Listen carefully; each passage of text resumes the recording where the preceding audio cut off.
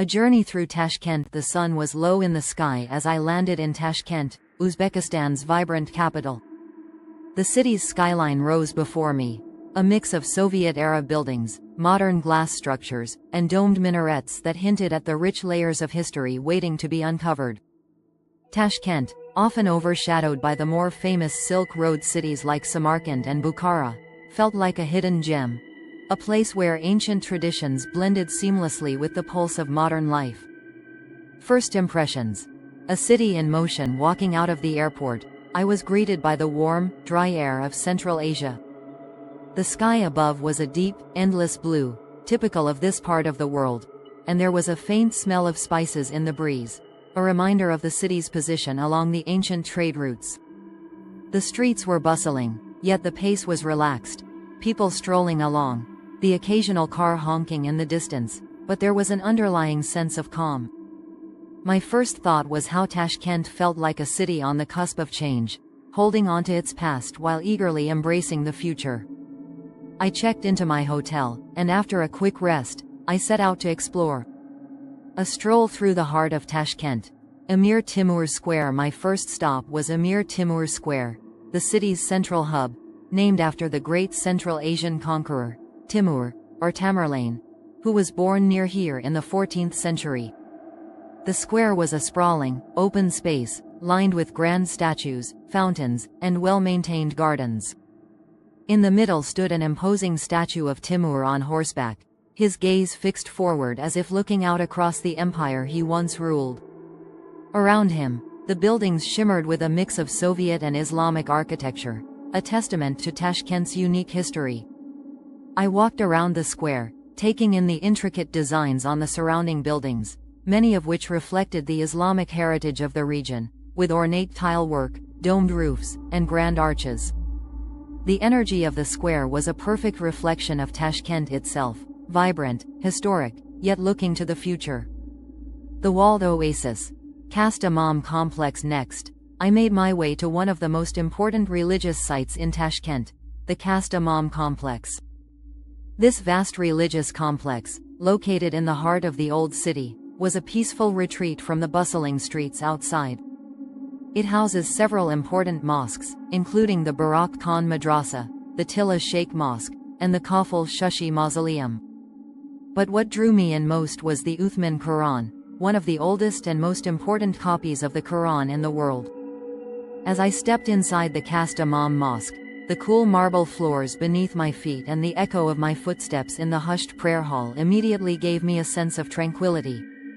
The complex's blue-tiled minarets and the intricate geometric designs on the walls seemed to tell stories of a time long gone. The Uthman Quran, displayed in a climate-controlled glass case, was a rare sight, a truly sacred object with an aura of mystery around it. I sat in the garden for a while, listening to the call to prayer in the distance.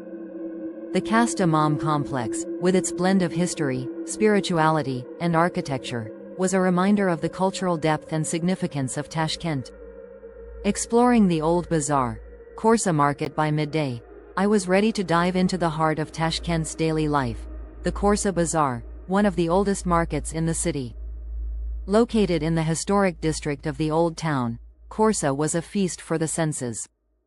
The moment I entered the market, I was greeted by a mix of sights, sounds, and smells. Vendors shouting out their wares, the clinking of copper pots, and the earthy scent of spices filling the air. I wandered through the narrow alleyways lined with stalls selling everything from bright red pomegranates and figs to intricately woven carpets and hand-painted ceramics. The market was a sensory overload in the best way possible. At one stand, I stopped to try samsa, a traditional Uzbek pastry filled with spiced meat and vegetables. The flaky crust, hot from the oven, paired perfectly with the rich, savory filling. The vendor smiled at me as I took my first bite, and I felt like I was part of a centuries-old tradition of market goers. I also took time to chat with a few of the vendors, who were eager to share stories about the items they sold. One man, selling dried fruits and nuts, explained how almonds from the Fergana Valley were famous for their rich flavor and texture. I bought a small bag to take with me, excited to taste a piece of the region's agricultural bounty. An evening at the opera, the Navoy Theatre. As the evening approached, I decided to treat myself to a performance at the Navoy Theatre, a grand example of Soviet-era architecture that still held a sense of cultural pride. The building itself was a work of art, with its majestic columns and intricate detailing. Inside, the atmosphere was both elegant and welcoming, with plush seats and a massive chandelier hanging from the ceiling. The performance that night was a ballet, an international production, but infused with Uzbek cultural elements. The dancers moved with grace, telling stories through movement, and the music was hauntingly beautiful. It was the perfect way to experience the fusion of Tashkent's modernity and its rich cultural heritage. As I sat in the theater, watching the dancers glide across the stage, I realized how much Tashkent was a city in transition, a place where the past and future could coexist in harmony. The timeless charm of Tashkent. On my final day, I ventured out to Independence Square and the nearby Alisher Navoy Park, where I spent the morning wandering beneath the large, shady trees and listening to the gentle hum of the city around me. Tashkent, with its peaceful green spaces, ornate palaces, and bustling markets, had a way of making me feel like I was part of something greater, a place where time seemed to stretch across centuries, from the days of the Silk Road to the present day. Tashkent was a city of contrasts. It was a place where Soviet history and ancient traditions met the energy of modern life. From the grand square with its statues of Timur to the quiet, sacred spaces of Kast Imam, from the busy chaos of Korsa Bazaar to the refined beauty of the Navoy Theatre, the city offered a rich tapestry of experiences. And just as I had come to love its vibrant street life and historic landmarks, I knew that Tashkent would always remain a place of wonder, a city that captured the soul of Central Asia.